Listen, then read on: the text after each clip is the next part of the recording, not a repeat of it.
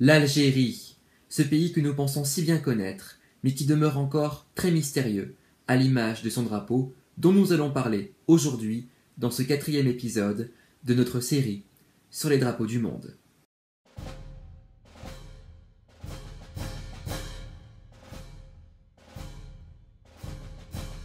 Située en Afrique du Nord, au cœur du Maghreb, la République algérienne démocratique et populaire est, avec 2,4 millions de km², le plus vaste pays d'Afrique et le 10e plus grand au monde.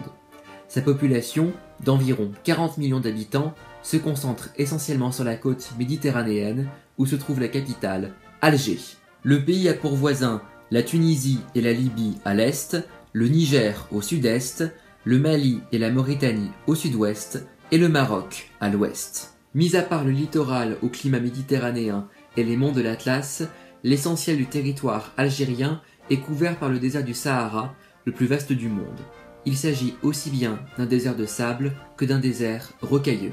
Bien que facilement reconnaissable, le drapeau algérien est encore entouré de nombreux mystères, notamment en ce qui concerne son origine exacte. Certains pensent qu'il a été adopté dès le 19e siècle, en 1830, lorsque les Français entreprirent de conquérir ce qui était alors une province de l'Empire ottoman.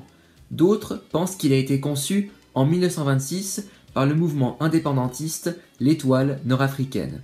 Ce qui est sûr, c'est qu'il fut adopté par le Front de Libération Nationale, le FLN, en 1954, lors de la guerre d'indépendance de l'Algérie. C'est donc tout naturellement qu'il fut adopté comme le drapeau national lorsque l'Algérie a obtenu son indépendance de la France le 3 juillet 1962. Passons maintenant à l'analyse du drapeau lui-même.